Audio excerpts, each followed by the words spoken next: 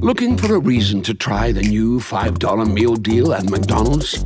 Here's 1, 2, 3, 4, and the price makes 5. So much. That's everything you get with the new $5 meal deal at McDonald's.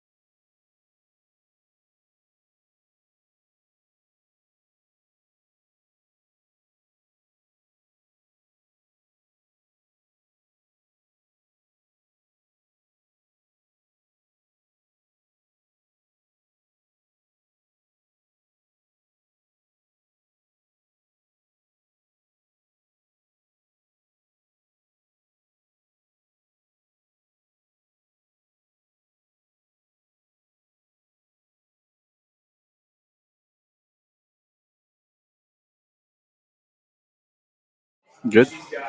All right, here we go. Well, good evening, Panther fans. Thanks for joining us tonight for the PrimeStar Home Health Coaches Show. I'm Ben Hackler here with Coach Doty.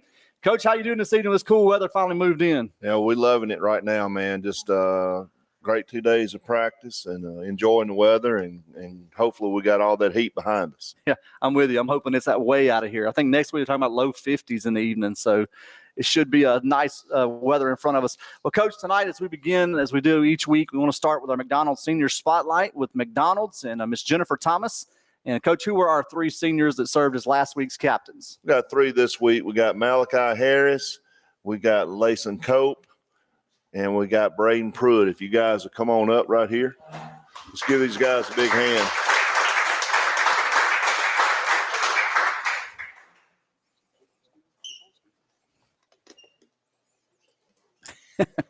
Good job, Braden. Thanks for figuring that out. We're proud of these 3 guys right here, man. They do everything, all the little things right, show up practice, show up weights. Great students, and just proud of them. I'm glad they were able to serve as our captains last week. And this week's McDonald's Spotlight, let's give them another hand. Thanks, guys. Yeah, Miss Jennifer does a great job with those bags. Coach, I got to peek in one of those bags a few weeks ago, and I don't think everybody realized it's not just a backpack. There's some combo meals in there, some good-looking water bottles. Well, I tell you what, let's get one up here. Let's look at it. So people know. We've never doing this, we've never shown people. Yeah, let's look. I don't even know what's in here. It's like Christmas morning for some folks right here. You got a nice cap right here. My dad would love this. Right here. We may have to get one made. I think I know a person that can make that happen. Yep. Nice backpack here. See what we got in here. Oh, it's got all kinds of stuff in it. Yeah. Swag bag is what we call that. There you go. You dig in there and see what else we got in here. We got all kind of good stuff. There's a license plate. And that's what I was looking for right there. Good old free combo meal at the McDonald's. Look at that. Yeah, some good stuff in there. And guys, if y'all don't take your free combos, I'll take those from you. I know some people that will put those to use, but yeah. That's very, very nice. I wish we had done this before. Thank you so much. Absolutely. Appreciate y'all. Thank you to McDonald's. Let's give Jennifer. them another big hand. That's awesome. Thank you. Absolutely. Well, Coach, let's talk a little football. The Neville game last Friday night. Panthers fought hard, came up short 17-10. But it was a great game just from, I think a lot of folks in the area really thought that it was going to be a cakewalk for the Neville Tigers, and your guys came out, put up a great fight on that. But, Coach, I got to ask you, and I told you this was going to come before we talk about anything else, the number one comment after Friday night was, what was up with all those penalties? Well, I have to be careful how I go about answering this because, the accountability is on coaches. And it's not really on the other side. The accountability is always on the coaches. So, I'm just going to tell it the way it should be told and really not the way I want to tell it. Gotcha. That'd be I okay? understand that. But for 2 weeks in a row, we've had issues with officials knowing the cut block rule. And, the last 2 weeks we've had officials that were not in our association last year. And even though we've tried to explain everything to them before the game, and I know they've had some training. The rule says from 12 foot each side of the center, this is National Federation of High School, you can cut. It doesn't say a tight end can't cut.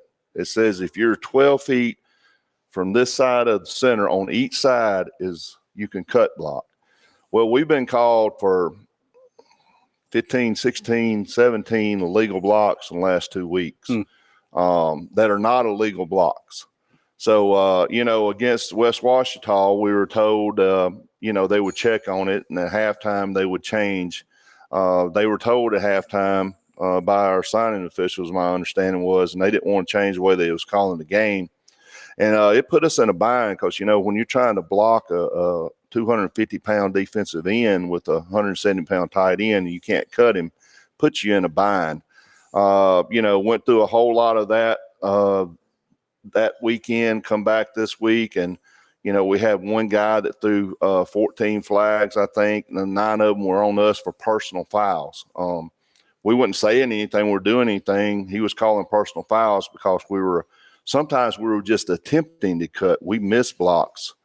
And, it's unfortunate that, to me, not taking anything away from our opponents, but sometimes, you just need to let the kids decide the outcome of the game. And, it was frustrating because those rules are in black and white. Yeah. We're not making them up. That's not a Sterlington rule. So hopefully, after another long weekend with speaking and talking with the signing secretary and other folks, that maybe, we're going to get that squared away. But, this is my 8th year as a head coach here. And for 8 years, that's how we blocked. And right. So, it's ingrained in us. And so, we ask, hey, if this is something wrong, let us know so, we can stop doing that. But that's what the rule says. Hopefully we can get that squared away and we can move on. But it wasn't talking, it wasn't fighting, it wasn't punching. And, it looks bad when you get 9 to 12 personal fouls called on you, but it was an interpretation of a rule that just wasn't interpreted the right way. Yeah. Well, and we'll let William fill in the gaps for you Friday night, Coach. He'll do a good job with that.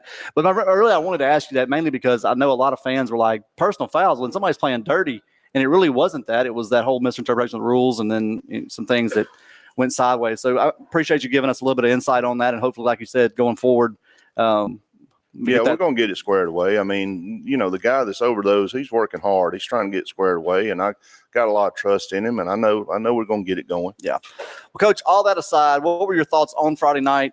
You talked pregame about stepping up and growing up and not really having the excuse of, hey, or giving the excuse, hey, we're young and it's going to take time. How did you think your guys responded to that? And looking back, what were your thoughts on Friday night? I just couldn't be prouder of how we played, the effort we played with, the teamwork we played with, the execution we had, especially in the first half of the ball game. It's everything we've talked about. When I've sat up here the past 3 or 4 weeks, talked about, we're going to keep doing what we do. You could see the result of that Friday night, and just what an effort by our kids, and a bunch against a very big and talented Neville bunch that came in here and was ready to get after us. And I just thought we matched their intensity. I thought we matched their physicality. And it was just, it was a great ball game. I want to say this.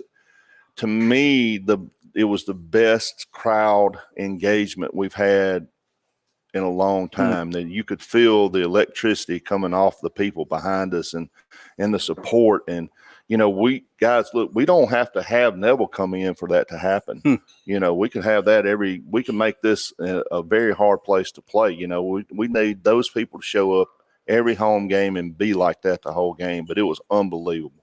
Absolutely. Well, Coach, your offense, even in spite of those penalties we talk about, had a great night. O-line really seemed to control the line of scrimmage and were able to create some inside lanes. What stood out to you about your offense the way I worded it is just once the dust settled on all of the things that went on Friday night? The word I kept coming up with was toughness. We just played with some toughness that, we needed to play with all year long, and we saw it Friday night. I thought, and our O-line did a good job. We lost, a starter earlier in the game. Seth Deere came in and played his tail off. We lost a starter Friday morning that we didn't know we were going to be without because of a staff issue. We didn't know if Nate was going to be able to go. Nate sucked it up and went and played probably his best game of his career. So, we were still without starters. We were without our starting tailback. I thought Gavin did a great job and stepping in there and carrying the load at tailback for us. Carter McClinton had a couple of big plays for us. So, just some toughness and, some execution. Just, I know it looks like we run the same play every play, but, we're just finding gaps in there to try to get it in there. We've had issues with some of our linemen out running toss and counter, that just wasn't there the other night. And, Neville's secondary is as good as maybe I've seen ever. And we saw some dudes over in Mississippi for sure. But that secondary is very good. I know you and I talked about it today. Number 2 is as good a safety as I've seen. Not only did he tackle and not miss anybody, but he tackled with authority. Very good football player. 5 very good football players. So, it was a tough game for us physical, but very proud of our kids. Well, Coach, I believe, and I've heard Larry and Bobby Green talk from time to time about Friday nights being a fullback game or a halfback game. It really kind of turned into a fullback game. TJ Birch leads the way with 106 yards rushing. Did you guys anticipate that going in, or was it something that you kind of found as the game went on? Well, we did. We anticipated it being a fullback game. We felt like, their edge players were also really good. We thought maybe, their ends were a little bit better than their tackles and their linebackers, and we knew we were going to have trouble trying to get to the edge with them. So, we try to go in between the tackles. And, we met last Sunday as, went in with the offensive guys and talked about, hey, slow the game down. Let's let J-Rob check, get us in the right play. Let's don't overload him. Let's run the clock. And let's get in the fourth quarter and see where we are. And our offense did a great job executing that plan. Yeah, and that was one thing William and I noticed early on, that there was really kind of a slower pace for you guys, which seemed to do away with a lot of the pre-snap penalties even that we'd struggled with weeks before. So kudos to those guys and you guys with that plan that was executed. Coach, defensively, they kept you in the game. You had your opportunities and played really well. What were some of the things that you saw from your defense that just stood out to you? Well, when, we moved Sam to safety and moved Hickman to corner, I thought that was a really good move that our defensive staff made. We tackled really well. Sometimes you just got to find a place where a guy's comfortable, and I thought we tackled a lot better. Our defensive line, they hung in there. They hung in there and did what we did. Again, we met as a defensive staff and we're talking about let's throw everything out like new. Let's do what we've been doing. Let's do what we come to do. Let's run our two packages. And we wanted to come out of Friday night with 11 people that we're going to play with this week. Yeah. We've been changing lineups and all these are ideas these guys are giving me now, and I thought they did a heck of a job adjusting and making plays and just, hey, our guys could play fast because they knew what they were doing. Yeah. Coach, you mentioned that those guys are coming to you now with ideas. A lot of folks may not know that you at one point were calling the defensive lead. I'm not sure about last year, the year before for sure, that you were kind of doing defensive coordinator and head coach. Can you talk about the freedom it gives you to kind of not have to be the coordinator on either side? Yeah, I tell you, I met with some seniors a couple of years ago about, and in some exit meetings about what happened, what could we do better. And, I had a couple of seniors that played offense. It's like, Coach, we don't get to build a relationship with you that the defensive players get to because you're always on the other end of the field. Yeah. And so, you have to start thinking about that. And do you, I trust these guys. And so I thought it'd be good to turn it over to them. And I look now, when I walked out of that room that last time, I turned it over to them. And, now I get to go down with offense. I get to watch both sides of the ball. I get to talk with more of the players. Gives me more freedom. I kind of miss the coaching part of it because now I just kind of sometimes feel like I'm a facilitator or administrator, but I miss some of it. But it's working really well for us right now. Well, Coach, overall, the scoreboard may have given you a loss, but in a lot of ways, I think even in the stadium after the game, there was a sense that a lot of progress was made for this team. What do you attribute that to, and what would you say about the effort that your guys gave and the fans gave Friday night? Well, we just never wavered from the standards that we set, and we may not meet them every week, but we're not going to waver from trying to meet them. And I thought our guys have done a great job. It would have been easy for our kids to walk in last Monday morning after West Ouachita and threw the towel in, but our kids didn't do that. And I credit our staff for doing what we got to do to keep them going. But I credit our kids for being just war daddies.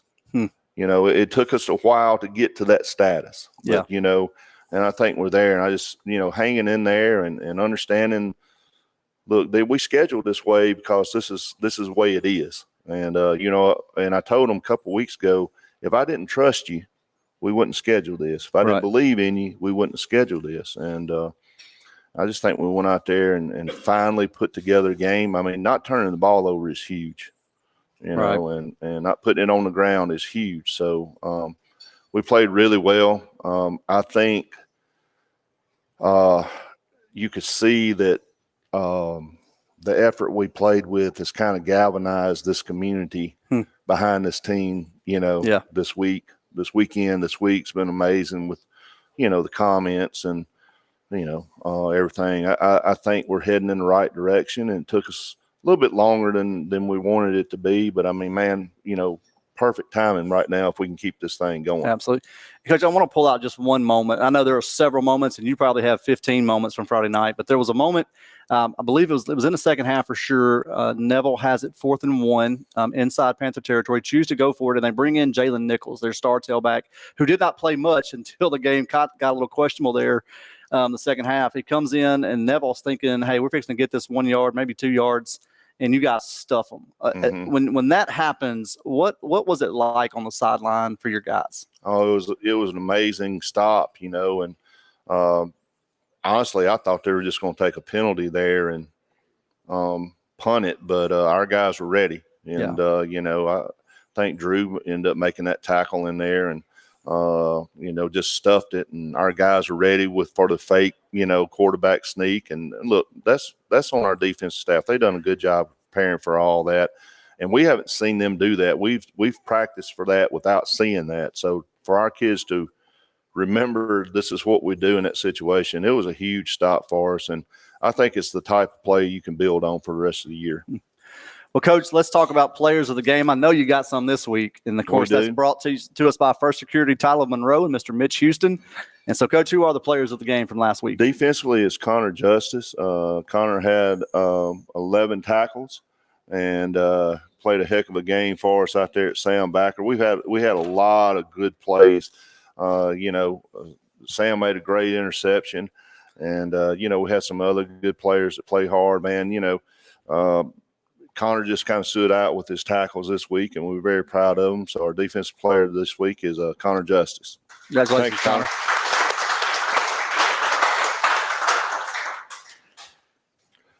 Offensively, we went with TJ Birch this week. TJ had over 100 yards rushing, and had some huge carries for us. Runs the ball tough, man. Just hard to bring down.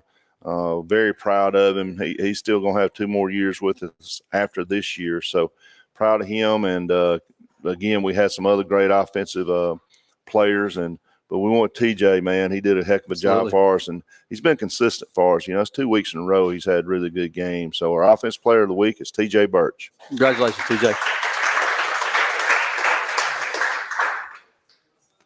Is that all right? Well, that is we don't have a special teams player because Sam can only get so many shirts. So, we're going to look for somebody else to step up next week and become the special teams player. And look, Sam keeps getting closer and closer and closer to the end zone. So he's getting in. But it's kickers, Coach. Yeah. It's kickers. It's a kryptonite for Sam as the kicker. He's going to get in this week for sure. No doubt. I tell him that every week, Coach. He's going to get tired of hearing it. I know he's going to break one all the way. That's right. Well, that is our Players of the Game, brought to you by First Security Title of Monroe and Mr. Mitch Houston. We're going to take a quick 2-minute break. Be right back with more Coach's Show in just a moment. First Security Title of Monroe provides real estate transaction services in Northeast Louisiana. The closing process has never been easier. With a dedicated staff that takes pride in helping our customers obtain quality service. First Security Title, 1818 Avenue of America, Monroe. Choose PrimeStar Home Health. We'll provide the best care for your patient or loved one. From managing chronic conditions to wound care and therapy, we specialize in a wide range of services. PrimeStar Home Health. We have the skill to heal and the spirit to care. Choose PrimeStar Home Health. We'll provide the best care for your patient or loved one. From managing chronic conditions to wound care and therapy, we specialize in a wide range of services. PrimeStar Home Health. We have the skill to heal and the spirit to care. Ready to sell? Ready to buy? Call David Bryant, your local Sterlington realtor.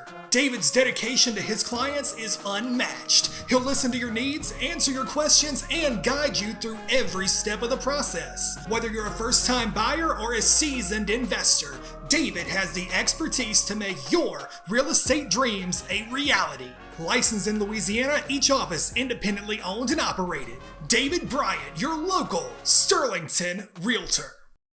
I'm Carly. I'm from Ouachita Parish. What stuck out most to me about the Downs Law Firm is how hard they worked on my case. Everyone at the Downs Law Firm went above and beyond from the start and completely exceeded my expectations. Melinda worked tirelessly to accommodate any needs that I had and took a great amount of stress off of me during my time here at the Downs Law Firm. I truly thank the Downs Law Firm for their phenomenal work done in my case to get it settled. The Downs Law Firm, our family protecting yours.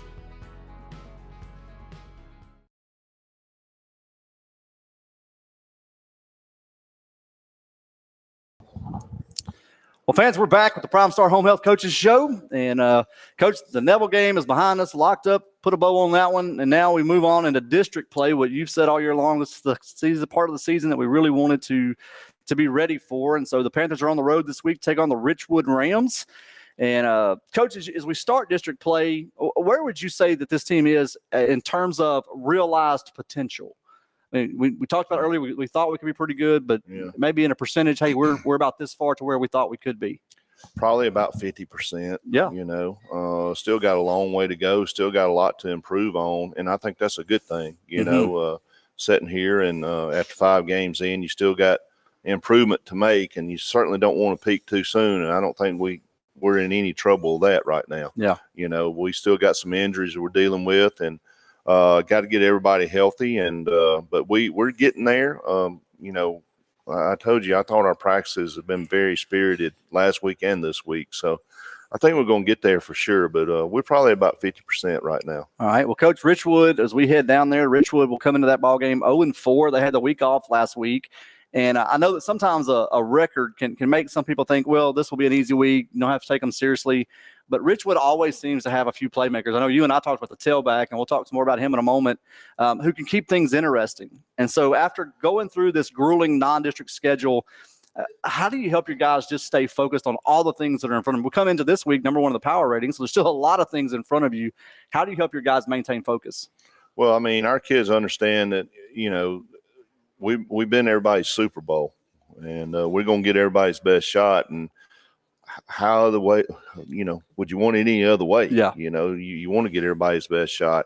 So I think our kids understand that we're going to get Richwood's best shot. They've had a week off to heal up. They've had some injuries. Watching them in Wiseman 2 weeks ago, Richwood, I mean, they should be 1-3. They had every opportunity to win that football game, and they just kind of let it slip through their hands. So, man, they got some dangerous guys, some big, good-looking kids. They've had some quarterback injuries, and, they've had to play somebody different every week. So we're not really sure which one to play against us this week. So that's kind of keeping us, our preparation, because all of them have been different. So we kind of had to prep for 3 different guys, and that lets you, it keeps you from focusing so much on the one dude. So, but our kids understand. I mean, I think we got to go down there and get off the bus and play like we played when we walked off the field Friday night.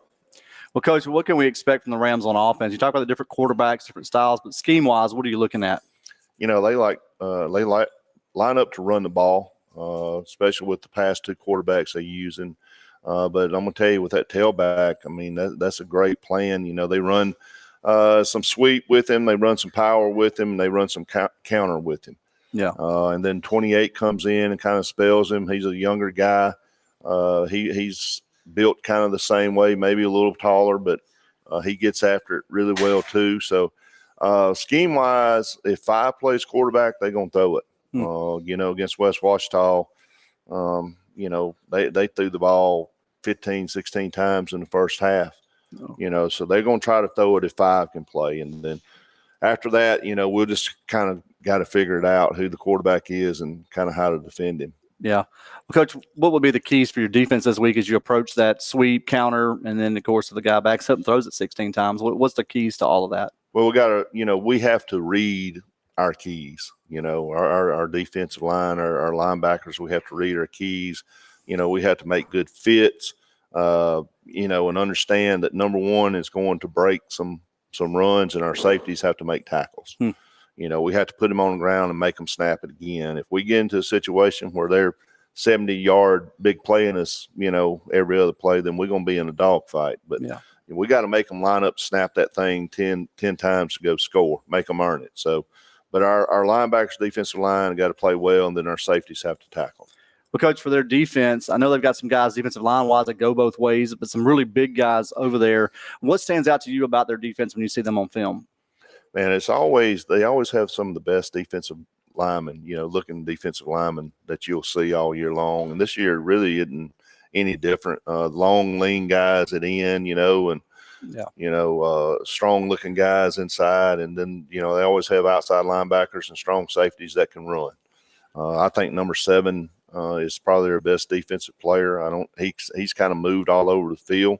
I expect him to play somewhere where, on our strong side or something where we like to run and try to help eliminate that. He's a very good player. So they still got good players. And Bakari, I mean, that dude's a great coach. He's coached on the college level. And, I want them to succeed. I just want it to be after this week. Next week, yeah. Right. Yeah. Well, Coach, what would you say offensively? I mean, this week we no turnovers in the past. Just obviously you want to continue that, I would think, every week. I like that. But what are some other keys for the offense this week as far as if you can get to the end of Friday night and it's gone the way that you hoped? Well, I mean, kind of start understanding that, our patchwork offensive line is going to be a patchwork offensive line. So, we've moved some people around to maybe get some guys, some snaps over there, hopefully this week, and just start building some depth. That's going to be huge. I thought J-Rob did a great job in the pocket the other night, throwing football. We're going to work some more on that with him. And just, running the football, try to get the tailback involved a lot more this week. And those will be keys for sure. Yeah, Coach, I want to ask you about that, about J-Rob. A lot of folks probably didn't realize coming into the season or back into the spring even, J-Rob, we really thought was going to be playing maybe a different position for you this fall, but comes into the fall camp, becomes the guy as a sophomore. Where would you say progress-wise you see him kind of getting to with the offense? He's still got a long way to go, but I think what we did last week is really beneficial for J-Rob. And, I think he can manage the things that he can manage right now. And I think we need to leave it at that and let him do what he's comfortable doing. When he is comfortable, when he's playing with confidence, he's pretty good. Yeah. And, he throws the ball as well as most folks we've had. It's no doubt about it. And puts it on the money. But when he's having to move people around and then send somebody in motion and then stop them and then check this and check that, that's a little much on him right now. So, but, by week 10, he's going to be able to do all that. Absolutely. But, we got to slow this thing down. We need to win some games for week 10. He's going to have to win some games when he's not at 100%. Yeah. And that's where we're at right now with him. But, man, I'm proud of him. I'm proud of him. It's just it's the atmosphere with him is really good. He wants to learn, and he's getting after it. Absolutely. Well, Coach, good luck this Friday night. And, of course, Panther fans, we'll head down to Richwood Friday night, 7 o'clock. If you can't make it, you can catch us on YouTube beginning at 6:45 for the pregame show with myself and William Handy. And then we'll get you right up to kickoff at 7 o'clock at Richwood. And I want to remind you to check out our website, shspantherfootball.com. You can catch more details there and highlight videos. And also remind you about Aiden's partnership with the Kick for Cancer Research. You can find a link there with all those details. And if you want to make a donation to that, you can do that as well there. Coach, final words before we sign off tonight?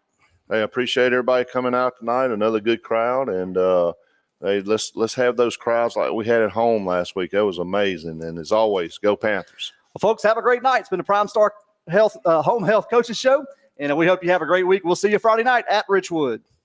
Choose PrimeStar Home Health. We'll provide the best care for your patient or loved one. From managing chronic conditions to wound care and therapy, we specialize in a wide range of services. PrimeStar Home Health. We have the skill to heal and the spirit to care. Choose PrimeStar Home Health. We'll provide the best care for your patient or loved one. From managing chronic conditions to wound care and therapy, we specialize in a wide range of services. PrimeStar Home Health. We have the skill to